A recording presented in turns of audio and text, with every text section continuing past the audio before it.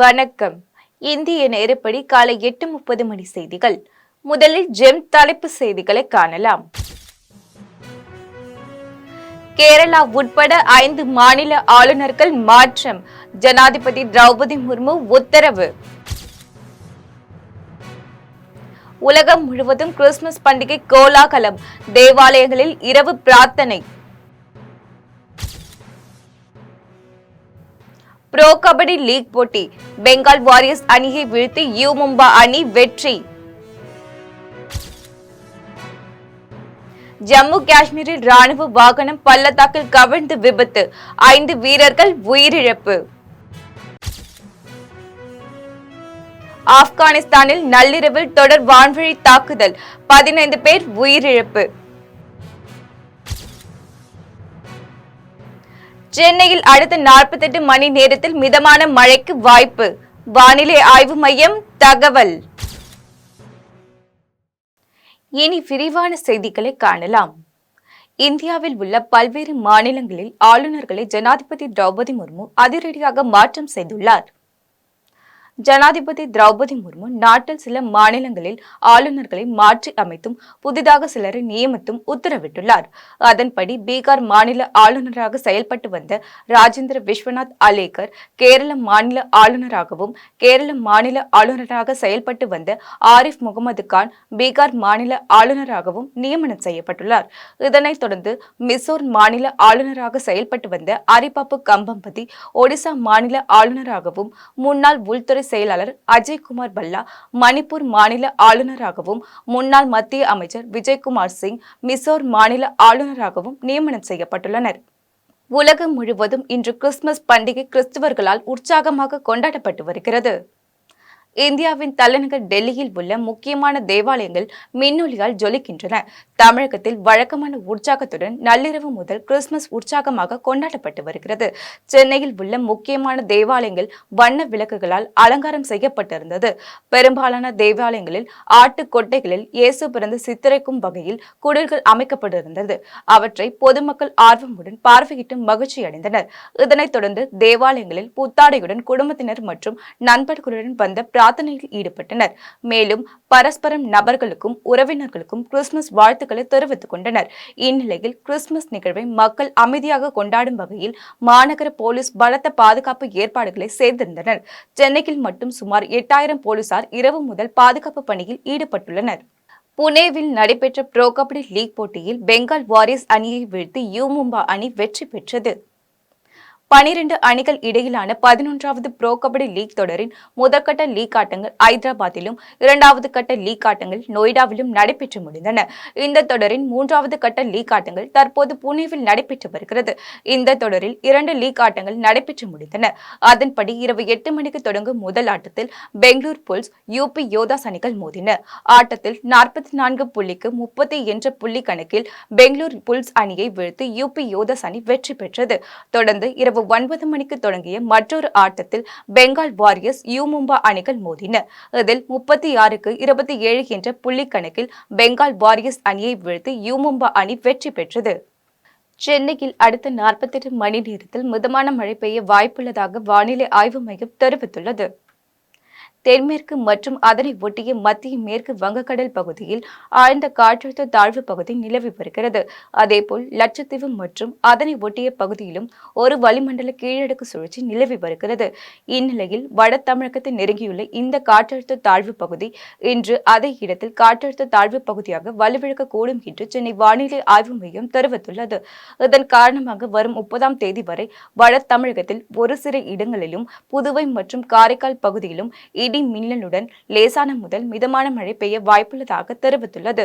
மேலும் சென்னையை பொறுத்தவரை அடுத்த 48 மணி நேரத்தில் நகரின் ஒரு சில பகுதியில் மிதமான மழை பெய்ய வாய்ப்புள்ளதாக வானிலை ஆய்வு மையம் தெரிவித்துள்ளது. மறைந்த முன்னாள் முதலமைச்சர் டாக்டர் எம்ஜிஆரின் 37வது நினைவு தினத்தையொட்டி சென்னை மெரினாவில் அமைந்துள்ள அவரது நினைவிடத்தில் பல்வேறு தலைவர்கள் மரியாதை செலுத்தினர். சென்னை மெரினாவில் அமைந்துள்ள எம்ஜிஆர் நினைவிடத்தில் முன்னாள் முதலமைச்சரும் எதிர்க்கட்சி தலைவருமான எடப்பாடி பழனிசாமி மலர் தூவி மரியாதை செலுத்தினார்.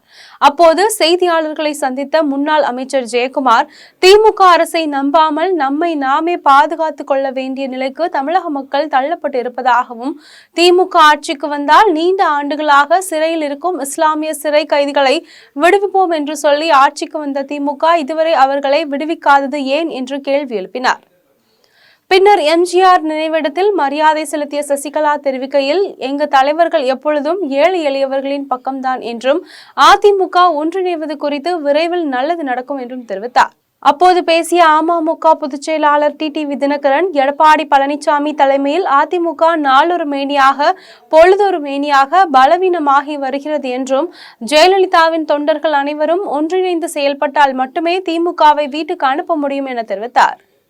தமிழகத்தில் இன்னுயிர் காப்போம் திட்டம் மற்றும் நம்மை காக்கும் 48 காப்பீட்டுத் தொகையை ரூபாய் 1,00,000 ரூபாய் 2 லட்சமாக உயர்த்தியதற்கான ஆணையை மருத்துவம் மற்றும் மக்கள் நல்வாழ்வுத்துறை அமைச்சர் மா. சுப்பிரமணியம் வெளியிட்டுள்ளார். சென்னை ஓமந்தூரார் அரசினர் தோட்டத்தில் உள்ள தமிழ்நாடு அரசு பன்னோக்கு உயர் சிறப்பு மருத்துவமனையில் இன்னுயிர் காப்போம் திட்டம் மற்றும் நம்மை காக்கும் 48 காப்பீட்டு தொகையை ரூபாய் 1,00,000 ரூபாய் 2 லட்சமாக உயர்த்தி வழங்கும் விழா நடைபெற்றது. இதில் மருத்துவம் மற்றும் மக்கள் நல்வாழ்வுத்துறை அமைச்சர் மா. சுப்பிரமணியன் கலந்து கொண்டு அதற்கான ஆணையை வெளியிட்டு நம்மை காக்கும் 48 திட்டத்தில் சிறப்பாக பணியாற்றிய மருத்துவமனைகளுக்கு பாராட்டு சான்றிதழ்களை வழங்கினார். இந்த நிகழ்ச்சியில் சென்னை மாநகராட்சி மேயர் பிரியா மற்றும் அரசு உயர் அதிகாரிகள் பலர் கலந்து கொண்டனர். அப்போது நிகழ்ச்சியில் பேசிய அமைச்சர், இந்தியா மட்டுமில்லாமல் உலகின் வேறு எந்த நாட்டிலும் மக்களை தேடிச் சென்று சிகிச்சை வழங்குவது கிடையாது என்றும், இன்னுயிர் காப்போம் திட்டம், நம்மை காக்கும் 48 திட்டம் தொடங்கியதற்கு பிறகு 279 கோடியே 77,32,000 ரூபாய் செலவில் விபத்துகளில் இருந்து 3,20,264 பேர் மீட்டெடுக்கப்பட்டுள்ளனர் என்று தெரிவித்தார். குன்றத்தூரில் மாற்றுத்திறனாளிகள் நலத்துறை சார்பில் சுமார் 33 லட்சம் ரூபாய் மதிப்பீட்டில் நலத்திட்ட உதவிகளை அமைச்சர் தாமு அன்பரசன் வழங்கினார். காஞ்சிபுரம் மாவட்டம் குன்றத்தூரில் மாற்றுத்திறனாளிகள் நலத்துறை சார்பில் மாற்றுத்திறனாளிகளுக்கு நலத்திட்ட உதவிகள் வழங்கும் நிகழ்ச்சி காஞ்சிபுரம் மாவட்ட ஆட்சியர் கலைசெல்வி மோகன் தலைமையில் நடைபெற்றது. இதில் குறு சிறு மற்றும் நடுத்தர நிறுவனங்கள் தொழில்துறை அமைச்சர் தாமு அன்பரசன் கலந்து கொண்டு 90 மாற்றுத்திறனாளி பயனாளிகளுக்கு நலத்திட்ட உதவிகளை வழங்கினார்.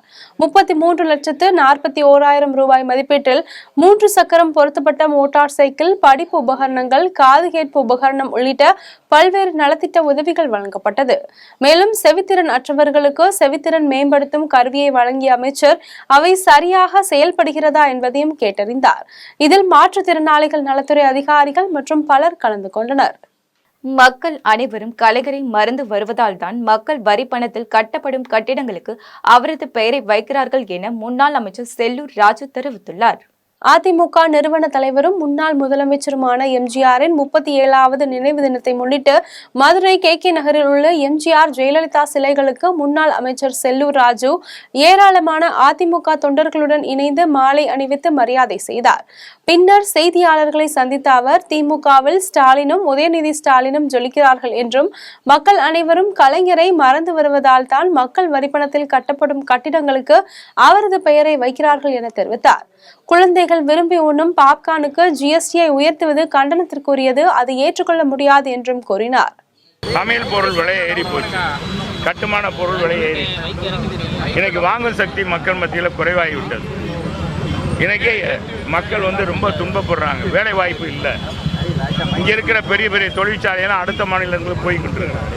இப்படி எப்படி இந்த பொற்கால ஆட்சின்னு எப்படி சொல்கிறாரு? அவங்க அமைச்சர்களுக்கு, முதலமைச்சர் குடும்பத்துக்கு வேணா பொற்காலமாக இருக்கும்.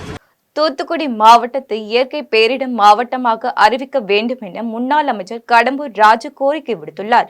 தூத்துக்குடி மாவட்டம் விளாத்திக்குளம் தாலுகாவில் பெய்த பலத்த மழை காரணமாக பாதிக்கப்பட்ட சுமார் 1 லட்சம் ஏக்கரில் மானாவாரி விவசாய நிலங்களுக்கு 5 ஏக்கர் மட்டுமே நிவாரணம் என்ற வரம்பை தளர்த்தி தூத்துக்குடி மாவட்டத்தை இயற்கை பேரிடர் மாவட்டமாக அறிவிக்க வேண்டும் என கோவில்பட்டி சட்டமன்ற உறுப்பினரும் முன்னாள் அமைச்சருமான கடம்பூர் ராஜு மாவட்ட ஆட்சியர் அலுவலகத்தில் மனு அளித்தார். அப்போது செய்தியாளர்களுக்கு பேட்டியளித்த அவர், தமிழக அரசு உரிய நடவடிக்கை எடுக்காத பட்சத்தில் வரும் சட்டமன்ற கூட்டத்தொடரில் எதிர்க்கட்சித் தலைவர் எடப்பாடி பழனிசாமி தலைமையில் சட்டமன்றத்தில் இந்த பிரச்சனையை கொண்டு சென்று விவசாயிகளுக்கு நிவாரணம் கிடைக்க நடவடிக்கை எடுக்கப்படும் என்று தெரிவித்தார். விவசாயிகளுக்கு 100% நிவாரணம் வேண்டும். இந்த ஆண்டு இயற்கை பேரிடர் மாவட்டமாக நமது மாவட்டத்தை அறிவிக்க வேண்டும் என்ற கோரிக்கை வைத்திருக்கின்றேன். மாவட்ட ஆட்சித்தலைவர் ஆவணம் செய்வதாக அந்த நீங்கள் சொல்லுகின்ற பிரச்சனைகள்லாம் எங்களுக்கு கவனத்துக்கு வந்தது. நாங்கள் கணக்கெடுப்பை முழுமையாக நடத்தியிருக்கின்றோம். எனவே அரசிற்கு பரிந்துரை செய்து நிவாரணத்தை பெற்றுத் தருவோம் என்று சொல்லியிருக்கின்றார். பெற்று தந்தால் மகிழ்ச்சி, இல்லை என்றால் வருகின்ற 6ஆம் தேதி சட்டமன்ற கூட்டத்தில் கூடுகிறது. மாண்புமிகு எதிர்க்கட்சித் தலைவர் எடப்பாடி அவருடைய கவனத்திற்கு சென்று அவர் மூலமாக பிரதான எதிர்க்கட்சி என்ற முறையில் இந்த பிரச்சனையை சட்டமன்றத்தில் கவன ஈர்ப்பு தீர்மானமாக கொண்டு வந்து அரசின் கவனத்துக்கு எடுத்து சென்று மக்களுக்கு நிவாரணத்தை பெற்றுத் தருகின்ற பணியை எதிர்க்கட்சி என்ற முறையில் அனைத்து அண்ணா திராவிட முன்னேற்ற கழகம் முழு மூச்சில் அதில் பணியாற்றும் செயலாற்றும் என்பதை தெரிவித்துள்ளது. சென்னை தாம்பரம் அருகே ஆன்லைன் செயலி மூலம் போதைப் பொருட்களை விற்பனை செய்த கேரள இளைஞரை காவல்துறையினர் கைது செய்தனர். சென்னை புறநகர் பகுதியான தாம்பரம் அதன் சுற்றுவட்டார பகுதிகளில் மெத்தபெட்டமின் போதைப் பொருள் விற்பனை அதிகரித்து வருவதாக போலீசாருக்கு ரகசிய தகவல் கிடைத்தது. அதனைத் தொடர்ந்து நடைபெற்ற விசாரணையில் தாம்பரம் மெப்ஸ் பகுதியில் போதைப் பொருள் விற்பனை செய்த ராஜசேகர் மற்றும் மூர்த்தி ஆகிய இருவரை போலீசார் கைது செய்தனர். பின்னர் அவர்களிடம் நடைபெற்ற விசாரணையில் மெத்தபெட்டமின் போதைப் பொருளை கிரைண்டர் செயலி மூலம் பெற்றதாக தெரிவித்தனர். அதன்படி ஆன்லைன் மூலம் போதைப் பொருள் விற்பனை செய்து வந்த கேரள மாநிலம் கண்ணூர் பகுதியை சார்ந்த சனோஜ், ரஹீஷ், சுபின் ஷா, அப்துல் ஷெரீப் ஆகியோரை கைது செய்தனர். பின்னர் அவர்களிடம் இருந்து 61.4 கிராம் மெத்தபெட்டமின், கார் மற்றும் 7 செல்போன்களை பறிமுதல் செய்து நீதிமன்றத்தில் ஆஜர்படுத்தி சிறையில் அடைத்தனர். மேலும் இந்த கும்பலுக்கு மூளையாக செயல்பட்டு வரும் நைஜீரியன் என்ற நபரை 2 தனிப்படை அமைத்து தீவிரமாக தேடி வருகின்றனர். கடலூரில் ஏடிஎம் இயந்திரத்தை உடைத்து கொள்ளை முயற்சியில் ஈடுபட்ட மர்ம நபரை காவல்துறையினர் தேடி வருகின்றனர். கடலூர் பன்ரொட்டி சாலை சாவடி பகுதியில் அமைந்துள்ள சென்ட்ரல் பேங்க் ஆஃப் இந்தியா வங்கியின் கிளை அலுவலகத்தை ஒட்டிய ஏடிஎம் மையம் செயல்பட்டு வருகிறது. இங்கு நள்ளிரவில் முகமூடி அணிந்து உள்ளே புகுந்த மர்ம நபர் ஒருவர் பெரிய சுத்தியலை கொண்டு இயந்திரத்தை உடைத்து கொள்ளை முயற்சியில் ஈடுபட்டார். இந்த காட்சிகளை ஏடிஎம் மையத்தில் உள்ள கேமராவில் பதிவாகியுள்ளது. இது குறித்து வங்கி ஊழியர்கள் அளித்த தகவலின் பேரில் சம்பவ இடத்திற்கு வந்த கடலூர் புதுநகர் காவல்துறையினர் சிசிடிவி காட்சிகளை கைப்பற்றி மர்ம நபரை தேடி வருகின்றனர். கரூர் மதுரை தேசிய நெடுஞ்சாலையில் காற்றாலை விசிறி இறக்கைகளை ஏற்றி சென்ற லாரி விபத்துக்குள்ளானதில் 4 மணி நேரத்திற்கு மேலாக போக்குவரத்து பாதிக்கப்பட்டது. சென்னையிலிருந்து திருநெல்வேலி மாவட்டத்திற்கு காற்றாலை அமைப்பதற்காக விசிறி இறக்கைகளை ஏற்றி சென்ற லாரி கரூர் மாவட்டம் அரவக்குறிச்சி பெத்தாங்கோட்டை பிரிவு பகுதியில் எதிர்பாராத விதமாக கட்டுப்பாட்டை இழந்து தாழ்வான சாலையில் கவிழ்ந்து விபத்துக்குள்ளானது. இதில் ஓட்டுநர் அதிர்ஷ்டவசமாக சிறு காயங்களுடன் உயிர் தப்பினார்.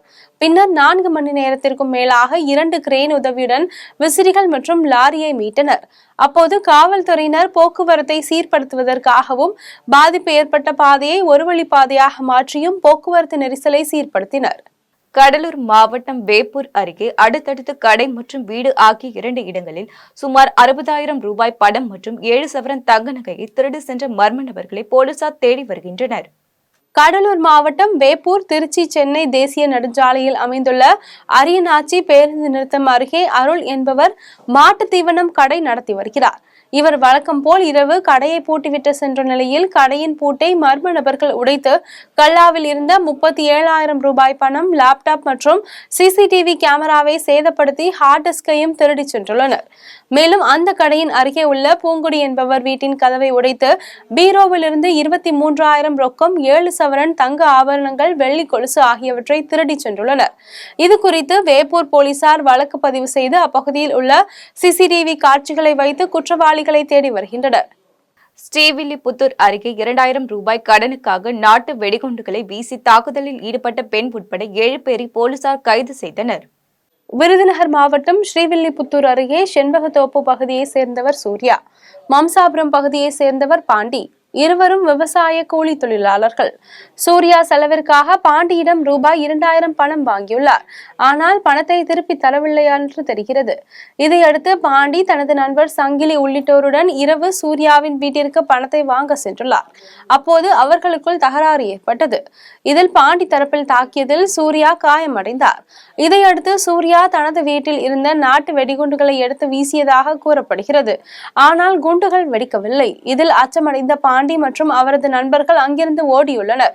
காயமடைந்த சூர்யா அரசு மருத்துவமனையில் அனுமதிக்கப்பட்ட நிலையில் பாண்டி, சங்கிலி, 16 வயது சிறுவன் உள்ளிட்ட 3 பேரை போலீசார் கைது செய்தனர். இதேபோல் வெடிகுண்டு வீசியதாக சங்கிலி கொடுத்த புகாரில் சூர்யா, அவரது மனைவி தவசியம்மாள், வெடிகுண்டு சப்ளை செய்த ஜெயக்குமார், முனியசாமி ஆகியோரையும் போலீசார் கைது செய்து விசாரணை மேற்கொண்டு வருகின்றனர். செய்யாறு அருகே கூலி தொழிலாளியின் வீட்டில் ஏற்பட்ட மின்கசிவு காரணமாக 3 லட்சம் ரூபாய் மதிப்பிலான பொருட்கள் எரிந்து நாசமாகின. திருவண்ணாமலை மாவட்டம் செய்யாறு வேல் சோமசுந்தர நகரை சேர்ந்தவர் பெருமாள் செண்பகவள்ளி தம்பதி. இவர்களுக்கு 2 குழந்தைகள் உள்ள நிலையில் குடும்பத்துடன் வசித்து வருகின்றனர். வீட்டில் அனைவரும் பணி நிமித்தமாக சென்றுள்ள நிலையில் வீட்டில் மின்கசிவு ஏற்பட்டு தீ மளமளவென பரவி சேதமடைந்தன. இது குறித்து அக்கம் பக்கத்தினர் அளித்த தகவலின் பேரில் வந்த தீயணைப்பு துறையினர் தீயை அணைத்தனர். இந்த தீ விபத்தில் 3 லட்சம் ரூபாய் மதிப்பிலான பொருட்கள் எரிந்து சேதமானது. மருந்துகளை ஆன்லைன் மூலம் வர்த்தகம் செய்வதை முழுமையாக தடை செய்ய வேண்டும் என தமிழ்நாடு மருந்து வியாபாரிகள் சங்க கூட்டத்தில் தீர்மானம் நிறைவேற்றப்பட்டது.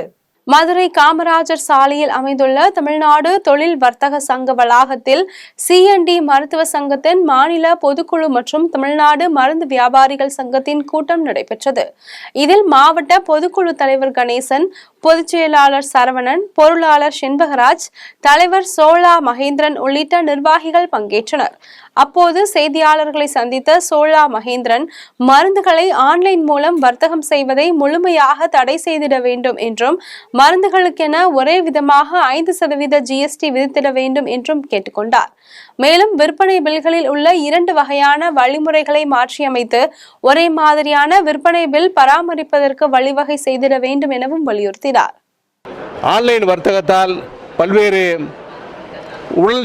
உடலுக்கு ஒவ்வாத மருந்துகளை கொள்முதல் செய்து சாப்பிட்டு கொண்டு வருகின்ற நேரத்தில் அதையெல்லாம் ஆன்லைன் வர்த்தகத்தால் சமுதாய சீர்கேடும் நடைபெறுகிறது. நாங்களும் பாதிக்கப்படுகின்றோம். மத்திய அரசு ஆன்லைன் வர்த்தகத்திற்கு உடனடியாக தடை விதிக்க வேண்டும் என்ற கோரிக்கையை முன்வைத்து நிறைவேற்றியிருக்கிறோம். இந்த ஆன்லைன் வர்த்தகத்தை விரைவில் தடை செய்யவில்லை என்றால் விரைவிலே மாநில அளவிலே ஒரு பெரிய ஆர்ப்பாட்டமோ கடையெடுப்பு போராட்டமோ நடத்தப்படும் என்பதை இந்த பொதுக்குழுவின் வாயிலாக தெரிவித்துக் கொள்கிறோம். ஆரணி அருகே உள்ள வேலப்பாடி ஊராட்சிக்குட்பட்ட பகுதிகளில் கழிவுநீர் கால்வாய் மற்றும் சாலை வசதி அமைத்து தர வேண்டும் என அப்பகுதி மக்கள் கோரிக்கை விடுத்துள்ளனர். திருவண்ணாமலை மாவட்டம் வேலப்பாடி ஊராட்சிக்கு உட்பட்ட சிவசக்தி நகர் விநாயகர் கோயில் தெரு பகுதியில் கால்வாய் மற்றும் சாலை வசதி இல்லாமல் கழிவுநீர் சாலையில் தேங்கி துர்நாற்றம் வீசுவதாகவும் கொசுக்கள் மற்றும் தொற்று நோய் பரவி வருவதாகவும் அப்பகுதி மக்கள் குற்றம் சாட்டுகின்றனர். இது குறித்து ஊராட்சி நிர்வாகமும் மற்றும் வார்டு உறுப்பினரிடம் தெரிவித்தும் அலட்சியமாக பதில் அளிப்பதாக அப்பகுதி மக்கள் வேதனை தெரிவிக்கின்றனர். எனவே மாவட்ட நிர்வாகம் உடனடியாக தங்கள் பகுதியில் பக்க கால்வாயுடன் சிமெண்ட் சாலை அமைத்து தர வேண்டும் என்று கோரிக்கை விடுத்துள்ளனர். ஸ்ரீவில்லிபுத்தூரில் புதிதாக அமைக்கப்பட உள்ள கழிவுநீர் சுத்திகரிப்பு நிலையத்தால் பாதிப்பு ஏற்படும் என கூறி நகராட்சி அலுவலகத்தை பொதுமக்கள் முற்றுகையிட்டனர். விருதுநகர் மாவட்டம் ஸ்ரீவில்லிபுத்தூர் நகராட்சி 33 வார்டுகளை கொண்டுள்ள நிலையில் 32வது வார்டின் மடார் வளாகம் பகுதியில் அதிமுக ஆட்சியில் கொண்டுவரப்பட்ட அம்மா விளையாட்டு திடல் அமைக்கப்பட்டுள்ள இடத்திலும் விவசாய பணிக்காக அமைக்கப்பட்டுள்ள நெற்களத்திற்கு அருகாமையிலும் புதியதாக 4.5 கோடி மதிப்பீட்டில் கழிவுநீர் சுத்திகரிப்பு நிலையம் நகராட்சி சார்பில் அமைக்கப்பட உள்ளது. இந்நிலையில் இப்பகுதியில் கழிவுநீர் சுத்திகரிப்பு நிலையம் அமைந்தால் இங்கு வசிக்கும் 450க்கும் மேற்பட்ட குடும்பங்களுக்கு சுகாதார சீர்கேடு ஏற்படும் என கூறி பலமுறை நகராட்சி நிர்வாகத்திற்கு பொதுமக்கள் மனு அளித்தும் நடவடிக்கை எடுக்காததால் 150க்கும் மேற்பட்ட மக்கள் நகராட்சி அலுவலகத்தை முற்றுகையிட்டு தர்ணா போராட்டத்தில் ஈடுபட்டனர். அப்போது மாவட்ட நிர்வாகத்திற்கு உங்களின் கோரிக்கையை அனுப்பி வைத்து தீர்வு காணப்படும் என அதிகாரிகள் தெரிவித்ததை அடுத்து போராட்டத்தில் ஈடுபட்டவர்கள் கலைந்து சென்றனர். வன்னியர்களுக்கு 10.5 இட ஒதுக்கீடு வழங்க வலியுறுத்தி ஆரணி வருவாய் கோட்டாட்சியர் அலுவலகம் முன்பு வன்னிய சமூகத்தினர் ஆர்ப்பாட்டத்தில் ஈடுபட்டனர். திருவண்ணாமலை மாவட்டம் ஆரணி வருவாய் கோட்டாட்சியர் அலுவலகம் முன்பாக 100க்கும் மேற்பட்ட வன்னியர் சமுதாயத்தை சேர்ந்தவர்கள் வன்னியர்களுக்கு உள் ஒதுக்கீடு வழங்குவது குறித்து உச்சநீதிமன்றம் தீர்ப்பளித்து 1000 நாட்களை கடந்த நிலையில் 10.5 இடஒதுக்கீடு வழங்க வலியுறுத்தி தமிழக முதலமைச்சர் மு.க.ஸ்டாலின் மற்றும் தமிழக அரசை கண்டித்து ஆர்ப்பாட்டத்தில் ஈடுபட்டனர். மேலும் ஆந்திரா, ஒரிசா, பீகார் அரசுகள் சாதிவாரி கணக்கெடுப்பை எடுக்கும்போது தமிழக அரசால் எடுக்க முடியாதா என கேள்வி எழுப்பினர். இதுகுறித்து மாவட்ட செயலாளர் வேலாயுதம் தெரிவிக்கையில், விக்கிரவாண்டி எலெக்ஷனில் வாக்குகளை பெறுகின்ற போது அவர் பொய்யாக வாக்குறுதி கொடுத்து இந்த விக்கிரவாண்டியில் பெரும்பான்மையாக வாழக்கூடிய வன்னிய சாதி, இந்த சாதி எனக்கு வாக்களியுங்கள், நாங்கள் உங்களுக்கு உள்ஒதுக்கீடு கொடுக்கின்றோம் என்று அங்கே தேர்தலில் பொய்யான வாக்குறுதி கொடுத்து வெற்றி பெற்று விட்டார். ஆனால் அந்த வெற்றி பெற்ற பிறகு இந்த சமுதாயத்தை மறந்து விடுகிறார். அவருடைய நோக்கம் வன்னியருடைய வாக்கு மட்டும் வேண்டும். ஆனால் வன்னியர்களுக்கு இடஒதுக்கீடு கொடுக்கக்கூடாது. வன்னியர்கள் விவசாயத்தை நம்பி எந்தவித வளர்ச்சியும் இல்லாமல் இந்த நாட்டில் ஒரு அடிமை போல், ஊமை ஜனம் போல் வாழ வேண்டும் என்று ஸ்டாலின் நினைக்கின்றார். அவரை கண்டித்து பாட்டாளி மக்கள் கட்சியின் சார்பாகவும் வன்னியர் சங்கத்தின் சார்பாகவும் கண்டனத்தின் மூலமாக இன்றைக்கு தெரிவிப்பது, தமிழக அரசு உடனடியாக வன்னியர்களுக்கு உள்ஒதுக்கீடு தர வேண்டும். இல்லை என்றால் மிக பெரிய போராட்டம் வெடிக்கும் என்று மருத்துவர் ஐயாவும் சென்னையாவும் சொல்லியிருக்கின்றார். அதை சந்திக்க வேண்டாம் ஸ்டாலின் அவர்களே. செங்கல்பட்டு மாவட்டம் மதுராந்தகம் பழைய பேருந்து நிலையம் எதிரே வன்னியர்களுக்கு 10.5% இடஒதுக்கீடு வழங்க வேண்டும் என திமுக அரசை வலியுறுத்தி மதுராந்தகத்தில் வன்னியர் சங்கத்தினர் கண்டன ஆர்ப்பாட்டத்தில் ஈடுபட்டனர். செங்கல்பட்டு மாவட்டம் மதுராந்தகம் பழைய பேருந்து நிலையம் எதிரே வன்னியர்களுக்கு 10.5% இடஒதுக்கீடு வழங்க வேண்டும் என திமுக அரசை வலியுறுத்தி பாட்டாளி மக்கள் கட்சியின் தெற்கு மாவட்ட செயலாளர் சாந்தமூர்த்தி தலைமையில் வன்னியர் சங்கத்தினர் கண்டன ஆர்ப்பாட்டத்தில் ஈடுபட்டனர். அப்போது வன்னியர்களுக்கு 10.5% இடஒதுக்கீடு வழங்கப்படும் என முதலமைச்சர் மு.க.ஸ்டாலின் தெரிவித்திருந்தார். என்றும் இடஒதுக்கீட்டை நிறைவேற்றாத நிலையில் உடனடியாக கணக்கெடுப்பு நடத்தி 10.5% இடஒதுக்கீட்டை வழங்க வேண்டும் என வலியுறுத்தினர். இதில் 300க்கும் மேற்பட்டோர் கலந்து கொண்டனர். பல்லாவரம் அடுத்த பொழிச்சலூரில் கட்டப்பட்டுள்ள வீடுகள் ஆக்கிரமிப்பு என கூறி விரைவில் அகற்றப்படும் என நோட்டீஸ் வழங்க வந்த வருவாய்த்துறை அதிகாரிகளை அப்பகுதி மக்கள் சிறைப்பிடித்ததால் பரபரப்பு நிலவியது. செங்கல்பட்டு மாவட்டம் பல்லாவரம் தொகுதிக்கு உட்பட்ட பொழிச்சலூர் கிராமத்தில் 500க்கும் மேற்பட்ட குடும்பத்தினர் வசித்து வருகின்றனர். இந்த நிலையில் அரசு இடத்தை 7 நாளில் காலி செய்ய வேண்டும் என கூறி வருவாய்த்துறை அதிகாரி ஆய்வாளர் தீபக் ராஜா, கிராம நிர்வாக அலுவலர் ராதா ஆகியோர் பொழிச்சலூர் விநாயகர் நகரில் நோட்டீஸ் வழங்கி வந்தனர். அப்போது பொதுமக்களுக்கும் அதிகாரிகளுக்கும் இடையே வாக்குவாதம் ஏற்பட்டது. மேலும் எந்த அரசு திட்டங்களுக்காக இந்த இடத்தை கையகப்படுத்த போறீங்க, ஏன் நாங்க வீட்டை காலி செய்ய வேண்டும் என அடுக்கடுக்கான கேள்விகளை பொதுமக்கள் எழுப்பினர். இருப்பினும் வருவாய்த்துறையினர் நீதிமன்ற உத்தரவின்படி நோட்டீஸ் வழங்க வந்ததாக தகவல் தெரிவித்தனர். பெருங்களத்தூர் பகுதியில் சாலைக்கூரத்தில் நீண்ட நேரமாக அமர்ந்திருந்த ஆந்தையை வனத்துறையினர் மீட்டு காப்பு காட்டில் பத்திரமாக விட்டனர். சென்னை தாம்பரம் அடுத்த பெருங்களத்தூர் பகுதியில் சாலை ஓரத்தில் ஆந்தை ஒன்று பறக்க முடியாமல் நீண்ட நேரமாக இருந்ததை பார்த்த பொதுமக்கள் உடனடியாக வனத்துறையினருக்கு தகவல் தெரிவித்தனர். தகவலின் பேரில் சம்பவ இடத்திற்கு வந்த வனத்துறையினர் ஆந்தையை மீட்டனர். அப்போது இந்த வகை ஆந்தைகள் பொதுவாக நமது பகுதிகளில் காண்பது மிக அரிது என்றும், வெளிச்சம் காரணமாக ஒரே இடத்தில் அமர்ந்திருந்தது இருள் வந்த பிறகு பறந்து சென்றுவிடும் என்றும் வனத்துறையினர் தெரிவித்தனர். அதன் பின்னர் வண்டலூர் உயிரியல் பூங்காவில் உள்ள காப்புக்காடு பகுதியில் விடுவதற்கு வனத்துறையினர் ஆந்தையை கொண்டு சென்றனர். பொன்னகரம் அருகே ஸ்ரீ முனியப்பன் சாமி ஆலயத்தில் மார்கழி திருவிழா வெகு விமர்சையாக நடைபெற்றது. தருமபுரி மாவட்டம் நல்லம்பள்ளி ஒன்றியத்திற்கு உட்பட்ட பி அகரஹாரத்தில் முனியப்பன் சாமி ஆலயம் உள்ளது. இந்த ஆலயத்தில் மார்கழி திருவிழாவையொட்டி ஆட்டுக்கிடா வெட்டி நேர்த்திக்கடன் நிறைவேற்றும் பூஜைகள் நடைபெற்றது. விழாவில் சுமார் 1 லட்சம் பக்தர்கள் கலந்து கொண்டு சாமி தரிசனம் செய்தனர். விழாவிற்கான ஏற்பாடுகளை அறநிலையத்துறை இணை ஆணையர் சபர்மதி, உதவி ஆணையர் மகாவிஷ்ணு உள்ளிட்டோர் செய்திருந்தனர். இதில் 20க்கும் மேற்பட்ட போலீசார் பாதுகாப்பு பணியில் ஈடுபட்டிருந்தனர். அதிமுக முன்னாள் முதலமைச்சர் எம்ஜிஆரின் 37ஆம் ஆண்டு நினைவு நாளையொட்டி மாநிலம் முழுவதும் பல்வேறு இடங்களில் அவரது சிலைக்கு அதிமுகவினர் மரியாதை செலுத்தினர். அதனை தற்போது தொகுப்புகளாக காணலாம். கரூரில் லைட் ஹவுஸ் பகுதியில் நிறுவப்பட்டுள்ள மறைந்த அதிமுகவின் நிறுவன தலைவர் எம்ஜிஆரின் திருவுருவ சிலைக்கு முன்னாள் அமைச்சர் MR விஜயபாஸ்கர் மாலை அணிவித்து மலர் தூவி அஞ்சலி செலுத்தினார். இதைத் தொடர்ந்து பேரறிஞர் அண்ணா, ஜெயலலிதா ஆகியோரின் உருவ சிலைக்கும் மாலை அணிவித்து மரியாதை செலுத்தினார். இதில் மாவட்ட அவைத்தலைவர் திருவிக மற்றும் மாவட்ட அளவிலான முக்கிய நிர்வாகிகள் என 100க்கும் மேற்பட்டோர் கலந்து கொண்டனர். தர்மபுரி மாவட்ட கழகம் சார்பில் கட்சி தலைமை அலுவலகத்தில் உள்ள எம்ஜிஆர் மற்றும் அம்மா திருவுருவ சிலைக்கு முன்னாள் அமைச்சர் அன்பழகன் தலைமையில் கட்சி நிர்வாகிகள் மாலை அணிவித்து மலர் தூவி மரியாதை செலுத்தினர். தொடர்ந்து பெரியாரின் திருவுருவ சிலைக்கு மாலை அணிவித்து மரியாதை செலுத்தப்பட்டது. இதில் அவைத்தலைவர் நாகராஜன், மாநில விவசாய அணி பிரிவு செயலாளர் அன்பழகன், அம்மா பேரவை செயலாளர் வெற்றிவேல் உள்ளிட்டோர் உடனிருந்தனர். கள்ளக்குறிச்சி மாவட்டம் உளுந்தூர்பேட்டை பேருந்து நிலையம் பகுதியில் தந்தை பெரியாரின் 51வது ஆண்டு நினைவு தினத்தையொட்டி அலங்கரித்து வைக்கப்பட்ட அவரது படத்திற்கு சட்டமன்ற உறுப்பினர் மணிகண்ணன் தலைமை தாங்கி மலர் தூவி மரியாதை செலுத்தினார். இதில் நகர அவைத் தலைவர் சிவராஜ், பொதுக்குழு உறுப்பினர் செல்லையா, நகர்மன்ற உறுப்பினர்கள் ஜெயந்தி, மாலதி உள்ளிட்டோர் கலந்து கொண்டனர். ஈரோடு மாவட்டம் கோபிச்செட்டிப்பாளையத்தில் நகர செயலாளர் கணேஷ் தலைமையில் நடைபெற்ற நிகழ்ச்சியில் முன்னாள் அமைச்சர் KA செங்கோட்டையன் சிறப்பு அழைப்பாளராக கலந்து கொண்டு எம்ஜிஆரின் சிலைக்கு மாலை அணிவித்து மரியாதை செலுத்தினார்.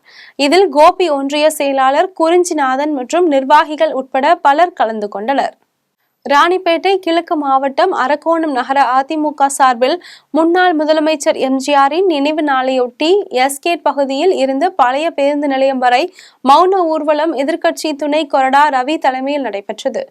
தொடர்ந்து எம்ஜிஆரின் திருவுருவ படத்திற்கு மாலை அணிவித்து மரியாதை செலுத்தினர்.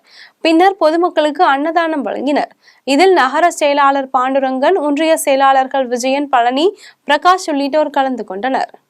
கள்ளக்குறிச்சி மாவட்டம் உளுந்தூர்பேட்டை பேருந்து நிலையத்தில் எம்ஜிஆரின் நினைவு நாளையொட்டி அதிமுக சார்பில் நகர கழக செயலாளர் துரை மற்றும் ஒன்றிய கழக செயலாளர்கள் மணிராஜ் உள்ளிட்டோர் ஏற்பாட்டில் அவரது திருவுருவ படத்திற்கு மலர் தூவி மரியாதை செலுத்தி ஏழை எளிய மக்களுக்கு அன்னதானம் வழங்கப்பட்டது. இதில் அதிமுக கழக நிர்வாகிகள் ராமசாமி, குணசேகரன், சேட்டு உள்ளிட்டோர் கலந்து கொண்டனர். மாநிலம் முழுவதும் பல்வேறு இடங்களில் 10.5% இடஒதுக்கீடை வலியுறுத்தி பாமகவினர் நடத்திய போராட்டங்களை சிறிய செய்தி தொகுப்புகளாக காணலாம். மயிலாடுதுறை மாவட்ட ஆட்சியர் அலுவலகம் முன்பு மாவட்ட பாமக மற்றும் வன்னியர் சங்கம் சார்பில் 1000க்கும் மேற்பட்டோர் ஆர்ப்பாட்டத்தில் ஈடுபட்டனர். மாவட்ட செயலாளர் சித்தமல்லி பழனிசாமி, வன்னியர் சங்க மாவட்ட தலைவர் வாகா சக்திவேல், மாவட்ட செயலாளர் முத்து, பாமக மாவட்ட தலைவர் கோக மணி உள்ளிட்ட நிர்வாகிகள் கலந்து கொண்டு கண்டன கோஷங்களை எழுப்பினர். பூந்தமல்லி வட்டாட்சியர் அலுவலகம் முன்பு பாமக தெற்கு மாவட்ட செயலாளர் சேகர் தலைமையில் தமிழக அரசை கண்டித்து ஆர்ப்பாட்டம் நடைபெற்றது. ஆர்ப்பாட்டத்தின் போது மழை பொழிந்த நிலையில் ஆர்ப்பாட்டத்தில் கலந்து கொண்ட பெண்கள் மற்றும் பாமகவினர் குடைகள் பிடித்தபடி தமிழக அரசுக்கு எதிராக கோஷங்களை எழுப்பினர். ராணிப்பேட்டை கிழக்கு மாவட்ட செயலாளர் சரவணன் தலைமையில் அரக்கோணம் SR கேட் பகுதியில் இருந்து மாவட்டத்தின் முக்கிய சாலைகள் வழியாக வட்டாட்சியர் அலுவலகம் வரை ஊர்வலம் நடைபெற்றது. ஆர்ப்பாட்டத்தை தொடர்ந்து மாவட்ட செயலாளர் சரவணன் இவ்வாறு தெரிவித்தார். உச்சநீதிமன்றமே தமிழக அரசுக்கு உடனடியாக வன்னியர்களுக்கு இடஒதுக்கீடு கொடுக்கலாம், தரவுகள் தயார் செய்து அவர்கள் தமிழக அரசு இடஒதுக்கீடு கொடுக்க தகுதி இருக்கிறது என்று சொல்லி ஒரு நாள் அல்ல, ஒரு வாரம் அல்ல, ஒரு மாதம் அல்ல, 2 வருடங்கள் அல்ல, 1000 நாள் ஆகியும் வன்னியர்களுக்கு இடஒதுக்கீடு கொடுக்காத வஞ்சிக்கிற ஸ்டாலின் அரசை கண்டித்து மிகப்பெரிய போராட்டத்தை நடத்தி கொண்டிருக்கிறோம். இந்த போராட்டத்திற்கு தமிழக அரசாங்கம் உடனடியாக செவிசாய்க்க வேண்டும். திண்டுக்கல் கிழக்கு மாவட்ட செயலாளர் ஜான் கென்னடி தலைமையில் முழக்க போராட்டம் நடைபெற்றது. இதில் மாவட்ட தலைவர் திருப்பதி, மாநில பொதுச் செயலாளர் வடிவேல், ராவணன் மற்றும் 100க்கும் மேற்பட்ட மாநில மாவட்ட நிர்வாகிகள் பலர் கலந்து கொண்டனர். தருமபுரி மாவட்ட ஆட்சியர் அலுவலகம் முன்பு பாமக கௌரவ தலைவரும் பெண்ணாகரம் சட்டமன்ற உறுப்பினருமான GK மணி தலைமையில் நடைபெற்ற ஆர்ப்பாட்டத்தில் இடஒதுக்கீடு குறித்து கோஷங்கள் எழுப்பப்பட்டது. இதில் தருமபுரி சட்டமன்ற உறுப்பினர் SP வெங்கடேஸ்வரன், பாமக மாவட்ட தலைவர் செல்வகுமார், முன்னாள் நாடாளுமன்ற உறுப்பினர் செந்தில், மாநில துணைத் தலைவர்கள், மாவட்ட அமைப்பு செயலாளர்கள் மற்றும் பாமக நிர்வாகிகள் ஏராளமானோர் கலந்து கொண்டனர். கடலூர் மாவட்டம் விருத்தாச்சலம் பாலக்கரை ரவுண்டானாவில் மேற்கு மாவட்ட வன்னியர் சங்க தலைவர் சிங்காரவேல் தலைமையில் தமிழக அரசை கண்டித்து ஆர்ப்பாட்டம் நடைபெற்றது. இதில் பாமக மாவட்ட செயலாளர் கார்த்திகேயன், மாநில சொத்து பாதுகாப்பு குழு தலைவர் கோவிந்தசாமி, மாநில மகளிர் அணி தலைவி மருத்துவர் தமிழரசி உள்ளிட்ட நிர்வாகிகள் கலந்து கொண்டு கண்டன உரையாற்றினர். மதுரை மாநகர் மத்திய மேற்கு மாவட்ட செயலாளர் சண்முகநாதன் மற்றும் வன்னியர் சங்க மாநில துணைத் தலைவர் நடராஜன் தலைமையில் 100க்கும் மேற்பட்டோர் கண்டன ஆர்ப்பாட்டத்தில் ஈடுபட்டனர். இந்த ஆர்ப்பாட்டத்தில் சிறப்பு அழைப்பாளராக பங்கேற்ற பாமக மாநில பொருளாளர் கவிஞர் திலகபாமா கண்டன உரையாற்றினார். மேலும் வன்னியர்களுக்கு இடஒதுக்கீடு வழங்காத திமுக அரசை கண்டித்து கண்டன கோஷங்களை எழுப்பினர். இந்த நிகழ்ச்சியில் பாமக மாவட்ட தலைவர் பாலமுருகன் மற்றும் பாமக வன்னியர் சங்க நிர்வாகிகள், பொதுமக்கள் உள்ளிட்டோர் பங்கேற்றனர். மாநிலம் முழுவதும் பல்வேறு இடங்களில் தந்தை பெரியாரின் திருவுருவ சிலைக்கு, திருவுருவ படத்திற்கு மாலை அணிவித்து மரியாதை செலுத்திய சிறிய செய்தி தொகுப்புகளாக காணலாம். கடலூர் மாவட்டம் பண்ருட்டி தொகுதிக்கு உட்பட்ட பட்டாம்பாக்கம் 4 முனை சந்திப்பில் திமுக கிளை கழக செயலாளர் கண்ணதாசன் தலைமையில் பெரியார் நினைவேந்தல் நிகழ்வு நடைபெற்றது. சிறப்பு அழைப்பாளராக திமுக பொதுக்குழு உறுப்பினர் பலராமன் மற்றும் மாவட்ட கலை இலக்கிய பகுத்தறிவு பேரவை அமைப்பாளர் வழக்கறிஞர் மதனகுரு ஆகியோர் கலந்து கொண்டு மலர் தூவி மரியாதை செலுத்தினர். தர்மபுரியில் திமுக சார்பில் தடங்கம் சுப்பிரமணியன் தலைமையில், மாவட்ட செயலாளர் KP அன்பழகன் தலைமையில் அதிமுகவினரும் பெரியார் அவர்கள் திருவுருவ சிலைக்கு மாலை அணிவித்து மரியாதை செலுத்தப்பட்டது. மேலும் மதிமுக, தேமுதிக, தவேக உள்ளிட்ட அனைத்து கட்சியினரும் பங்கேற்று மரியாதை செய்தனர். கரூர் மாவட்ட தமிழக வெற்றி கழகம் சார்பில் மாவட்ட தலைவர் மதியழகன் தலைமையில் மலர் மாலை அணிவித்து மரியாதை செலுத்தி பெரியாரின் புகழை போற்றி புகழ்ந்து கோஷங்களை எழுப்பினர். இந்நிகழ்வில் மாவட்ட செயலாளர் பாலு, மாவட்ட பொருளாளர் ஆறுமுகம் உள்ளிட்ட தமிழக வெற்றி கழக கட்சி நிர்வாகிகள் மற்றும் 100க்கும் மேற்பட்ட தொண்டர்கள் புகழஞ்சலி செலுத்தினர். மீண்டும் ஜெம் தலைப்பு செய்திகள். கேரளா உட்பட 5 மாநில ஆளுநர்கள் மாற்றம், ஜனாதிபதி திரௌபதி முர்மு உத்தரவு. உலகம் முழுவதும் கிறிஸ்துமஸ் பண்டிகை கோலாகலம், தேவாலயங்களில் இரவு பிரார்த்தனை. ப்ரோ கபடி லீக் போட்டி, பெங்கால் வாரியர்ஸ் அணியை வீழ்த்தி யூ மும்பா அணி வெற்றி. ஜம்மு காஷ்மீரில் ராணுவ வாகனம் பள்ளத்தாக்கில் கவிழ்ந்து விபத்து, 5 வீரர்கள் உயிரிழப்பு. ஆப்கானிஸ்தானில் நள்ளிரவில் தொடர் வான்வழி தாக்குதல், 15 பேர் உயிரிழப்பு. சென்னையில் அடுத்த 48 மணி நேரத்தில் மிதமான மழைக்கு வாய்ப்பு, வானிலை ஆய்வு மையம் தகவல். இத்துடன் ஜெம் செய்திகள் நிறைவடைகின்றன. மீண்டும் ஜெம் செய்திகள் மதியம் 1:30 மணிக்கு உடனுக்குடன் செய்திகளை காண GemLive.tv என்ற இணையதளத்தில் இணைந்திருங்கள். நன்றி, வணக்கம்.